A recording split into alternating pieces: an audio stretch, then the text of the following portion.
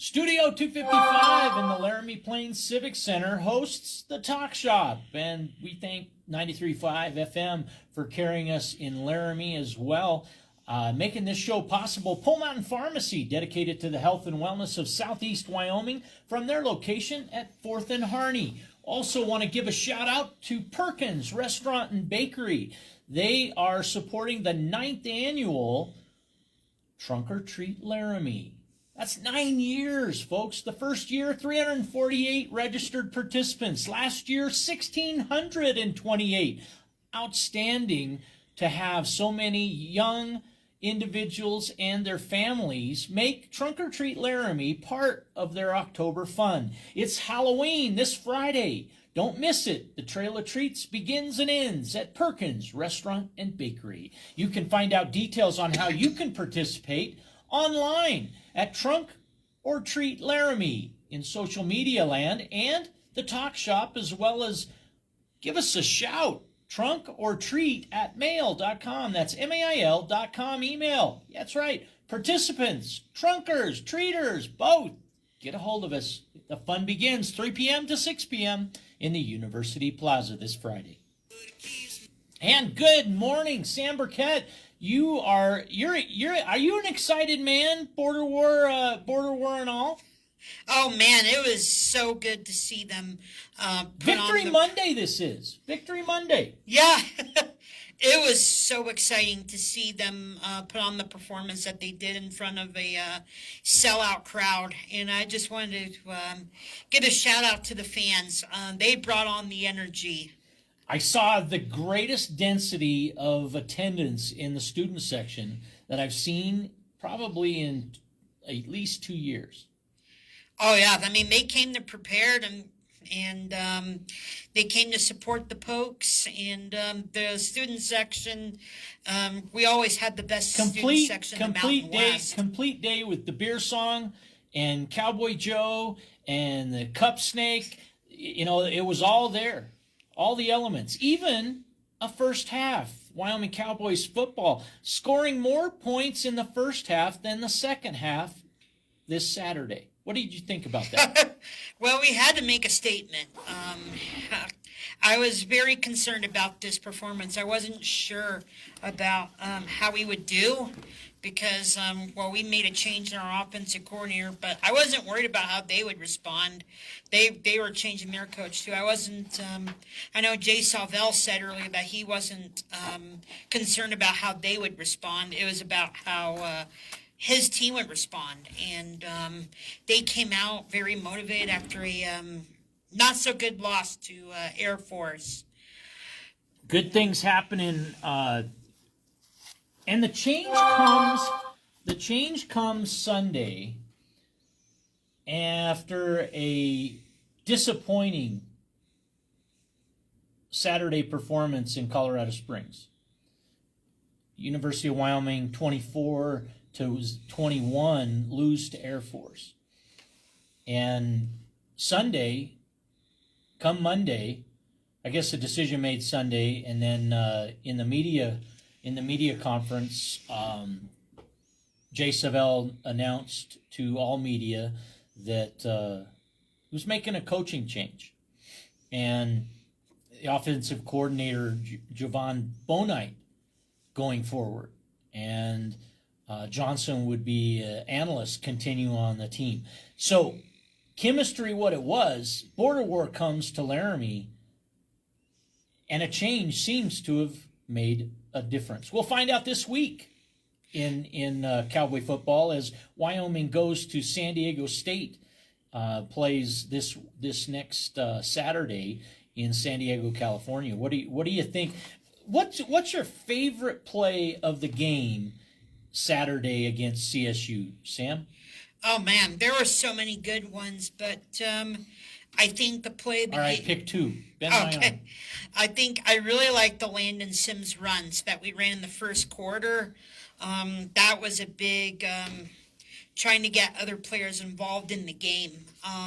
And then when he scored the touchdown to get us on the board, I thought that was one of my favorite plays. Caden Anderson spoke about QB2 making it into the end zone, and he said he's his guy. He's a big playmaker, and now Wyoming Cowboy in the end zone, Mr. Sims. Yeah, and also another play that I thought was a big deal was I can't. It was like right before the half where Jalen Sargent got a 20-yard reception. He fumbled, and initially I thought CSU was going to get it, but it was just a great effort on his part to get on top of the ball because that could have completely swung the momentum the other way. And then another play I thought that was big was Jones Thomas intercepting a pass in the end zone with on the Burkett's pass, which was big. Colorado State's top rusher, Justin Marshall, number one with 18, just 18 net yards. Longest average 18. One run, 18. Dismal time for Colorado State running the ball. Our defensive line was outstanding. I knew they had the ability to run the ball, but our defensive line just went after the quarterback, made some decisions that he didn't want to make, and a lot of it's with the fans as well. And I thought the defense played outstanding. And I know that their offense was they want to chuck it around. That was part of the Jay Norvell strategy, but we did pretty good. I mean, we gave up some yards a little bit in the second half, but we didn't break. We didn't allow any points. And that fourth down stop at the 5-yard line was, with under 2 minutes to go, was how we preserved the victory. CSU's first quarter performance set the tone for them all game. Oh, I thought it did too. I definitely thought it did. When you think about Wyoming Cowboy football, what's something that you hang your hat on after multiple players making it in and performing well, little to no injuries? It's a success that in Border War history, historic uniforms, historic play, and a shutout result that hadn't happened since 1966. Two shutouts. 1966 was the last year of double shutouts in a season under Lloyd Eaton back in 1966. Wyoming Cowboys one loss that season in that particular year in 66. This year, Jay Savell, Wyoming head football coach, second year. He's 4-4 this season, 7-13 overall in his career head coaching and at Wyoming. Any thoughts on Jay Savell leading this historic shutout? Well, I mean, Aaron Bull did a really good job of coaching the defense. As you know, he's the son of former head coach Craig. And I think this is one of the first steps of him trying to, go off of what his dad did. I mean, his dad, was an offensive-minded guy, or defensive-minded guy, excuse me. And I just think he brings that same mindset as his dad. After department, and then Jay Savell, I think the fans are going to give him a little bit of a pass on this, but I know the character, I know the talent was there, and I think he knows the talent is there too. He just had to put it together for 4 quarters. And I'd seen glimpses of this in every game, but it was just a matter of putting those flashy moments all together into one game. And it was just a great game plan, both on offense and on defense. When you think about a full game, why do you think Wyoming's failed to put together 4 quarters, Sam? Well, I think it goes on a combination of things. I think one is fatigue, and I think one of it is anxiety. I think that's one. And I think they get a little too overconfident. that those are some of the factors. I mean, we only held Utah to just 3 points at the half. Tell me about overconfidence. More about what your thoughts are on overconfidence. Well, you just cannot take any opponent lightly, and you know, like last year we lost to an FCS school, and I think with Idaho, and I think just fans just got a little too overconfident with that, and I think the team did too. But I think it just goes back to you cannot take any team for granted. You have to really take every team like as if they're undefeated, or any team that's you have to treat everybody like the same. Coach Savell confident that Wyoming Cowboy football can still finish the 2025 campaign with an outstanding season. Your thoughts on bowl qualification this season? Well, I mean, they have to.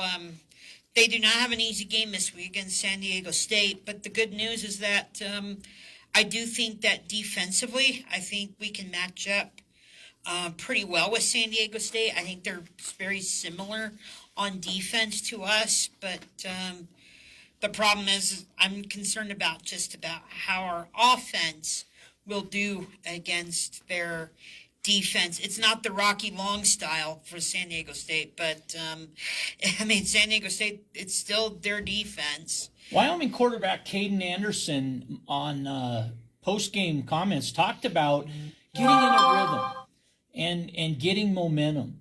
And Javon Bonite, offensive coordinator for the Wyoming Cowboy coaching staff, got those successful plays. Looked to me like short passes got Caden Anderson started. Yes. Oh, absolutely it did. I mean, we look at the 3rd and long to Tote Harris, which was big. I mean, that's how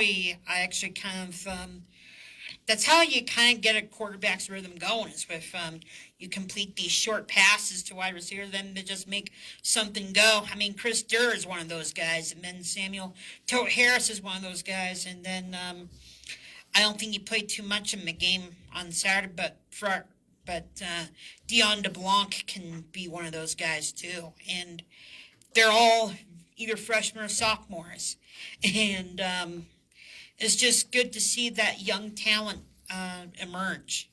When you think about Cowboy football, how does this border war compare to all the others? Well, I mean, this border war will be very sweet because this is the last one as conference members, but we will still be playing them next year at Canvas Stadium, and then we still have 10 more meetings with a contract after this, and then but this border will be very sweet because knowing that it's the last conference matchup between the two teams, it just makes it that much better. And I just remember, I still think the most memorable ones be that Snow Bowl with Josh Allen. And then, I don't remember this, but the drive back in 1996. And then Joe Glenn's first year where we tore the goalposts down. We beat BYU and CSU that same year. And there's been some good ones, but I think this one is always going to go down in my memory brain for a while, especially with the black unis. What'd you think about Wyoming for coal? Historic game, historic uniforms. What'd you think about that? Did the appearance, the black and white, present contrast and influence the players' performance and execution on the field? Do you think it matters how they feel going on the field? Do you think that matters and sets the tone? Well, I think we were motivated going in for sure. I mean, especially going off a loss to Air Force. But Head Coach Savell talked about 364 days of motivation in the weight room.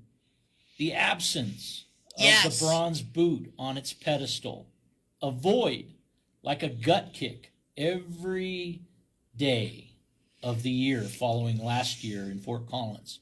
This year, a different story. Did you see the clip of the slam of the boot down on its pedestal? Did you see that? Yes, I did. Yeah, that's a beautiful clip. We share that on the Talk Shop social media pages, and check it out. You can catch it also at Wyoming Cowboy Football. They provided that clip, and we appreciate them doing that. Sam, what's that? What did it feel like to watch the players in that clip? Oh, it had a feel good. It had a really good feeling inside, just because I know how much the rivalry means so much to the state as well as our alumni and the students. This rivalry means so much, and I don't know, like with the days of NIL and stuff, that although a lot of the players that were on this year's team didn't even see the boot, and they walked up to me, like a few of them did, and they said that during this off season, they said they never saw the boot. But then there were other players that were on this year's team that had seen the boot. I mean, and it's just a really good feeling for the players that they know that they get to show something to the state as well as the fan base. Colorado State goes 2-6. They're one game into a new coaching change themselves after Jay Norvell was fired on this past weekend, and CSU looking to be in the lower half perhaps of the Pac-12 coming. Any other thoughts on that conference and as it builds and we go into a new era of conference changes? Any thoughts there, Sam? Well, I mean, it's going to be interesting to see how the Pac-12 does. I know Texas State's also joining that league too, and they historically haven't been too great either. It's going to be interesting to see how the Pac-12 does, and with 5 teams leaving, and who knows, maybe we'll be in it in 10 years or so. I mean, it's an ever-changing landscape of college football. But I think in the future with the Mountain West Conference, I think this is our opportunity to break into the top half of the league, especially to compete with teams like UNLV and with San Jose State and with Air Force. And then it'll also be good to have with UTEP and Northern Illinois in it. Prior to the CSU game this past Saturday, the border war result notwithstanding, some fans, entertaining media or media entertaining fans, with conversation about a change in the coaching staff. Some going right for the throat and head coach Jay Savelle. Others after Johnson. What are your thoughts, Sam, with respect to the coaching of Wyoming Cowboys this year, this season, this campaign? Have you followed some of those comments on social media and other media outlets? Well, Jay Savelle is a great guy. Absolutely, no question about the caliber of man. And he's a great character, and I think he is very much inviting to the fans. I mean, make no mistake. I watched threads where and actually podcasts where Tom Berman, athletic director, questioned about leading the program. I like them all, but when W's of Wyoming turn into more L's, there's conversation, isn't there? Right, there certainly is. Like I said, we'll have to. I still think Jay Salvel's the right guy for the job, and we'll see how it goes. But in the 2025 Mountain West Weekly standings, Boise State leading the conference, San Diego State second with 2-0 in Mountain West Conference play. Boise State was 3-0, undefeated in conference play. Hawaii in third, 3-1. UNLV 2-1. Fresno State 2-1. Utah State 2-1. And New Mexico, Wyoming, and Colorado State and San Jose in week 9 were all 1-2, followed by Air Force 1-4 and Nevada 0-3. Now that in week 9 data, some changes there as we approach week 9. Yeah, absolutely. I mean, it just goes to show you that anything can happen on a Saturday. I sure like 4-4 though. I sure like 4-4, evening it up, and still a couple games off from bowl eligibility. If we become bowl eligible, do you have any insights on where we might see an invitation? Oh, I have no idea. One game at a time, right? Too early to tell. Do you think we can win the rest of the games out this season? Go undefeated the rest of conference play. The way we played Saturday, do you have any thoughts on that? Well, I mean, if we play like we did Saturday, I think we can beat just about anybody in the conference. Now, give credit, going on the road to San Diego State will be tough, but Utah was monstrous, Sam. Yes. Do you really believe that we could chomp on Utah and beat those big, man, that line? They're monsters. They're monsters. But we're fast. We are fast. Yeah, you might be right. Maybe we could. I don't know about it. You know, I think we had a solid chance to beat them. And if we had played offense the way that we did Saturday, you might just be right. We might have taken it to them here at War Memorial Stadium. Yeah. What other story? Tell people about where they can find your sports writing. Yeah, so they can find it. They can go on to Substack, and they can just type in Brown and Gold Sports, and it's free to subscribe. If you are willing to give like $2 to contribute, that'd be great. Like I said, it is free to subscribe. After a border war victory at 28-0, I bet you get some 28s in your coffers, Sam. I bet you get some 28s just to celebrate a CSU loss, because as they say, it still sucks to yes, be it does. A CSU win.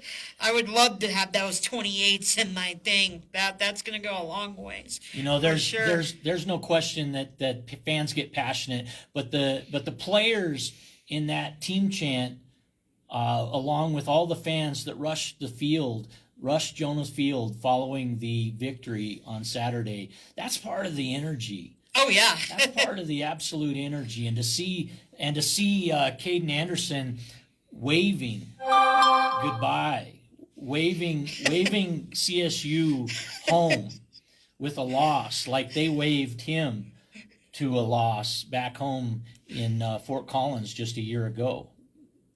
Paybacks, right? Yeah, absolutely. Yeah, that was an excruciating. Long memories. People never forget. Yeah, and I honestly thought you were going to be crazy if I say this, but I thought the second half of the CSU game last year, I thought was a turning point of Jay Sawbell's career. I mean, tell us more. I mean, we held them to just 7 points in the second half. I know you're going to be crazy, but then if you follow that, we only held Boise to just 17 points. And then we smacked Washington, right? Yeah. We put a gut punch on Washington. That's right. Right. And then we shut out Akron, and then we held Northern Iowa in the season home opener to just 7 points, and then Utah to just 3 points in the first half. Any chance Wyoming gets shut out in San Diego this coming Saturday? There's always a chance, but what do you think? What do you think, given what you saw Saturday? Well, I mean, we're gonna have to. I think we will score. I'm leading to a prediction, Sam. I'm leading to a prediction. Your thoughts on San Diego State, Wyoming in San Diego Saturday? It's going to be a close game. It's going to be a very low-scoring defensive game. Neither offense has done much success. I mean, San Diego State won one game 6-3, and then they beat Northern Illinois, and then we beat Akron 10-0. It's going to be a very low-scoring game. I think whoever wins this game is going to be the team that commits the fewer turnovers. I think if Wyoming protects the ball and they do not turn the ball over, like, I think they have a really good shot to win on the road. Wyoming at San Diego State being broadcast on CBS Sports Network, 4 p.m. Pacific time. And where will you catch the game? Do you have any superstitious site or practice that you do going into each game, Sam? Are you a believer in the brown and gold and specific routines that come before and after a major victory like the border war this Saturday? Well, we have to, we can't have a letdown. And I think could be I've seen teams all over the country when they have a big win the next week. I mean, this has been a crazy football season. I mean, you look at the SEC for an example. Was it Texas Tech lost to Arizona State, and then this past week Arizona State lost to Houston, and in the Big 12, and then in the SEC, you look at an example, Alabama lost to Florida State in week 1, and then Florida State's not very good, and then Alabama beat Georgia, and they nearly had a letdown this past weekend against South Carolina.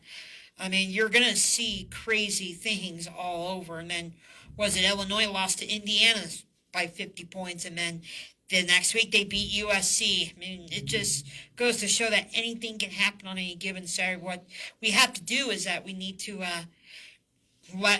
stay composed and make sure that we don't have a letdown on the road at San Diego State. How about that stomping of Colorado Buffaloes by Utah?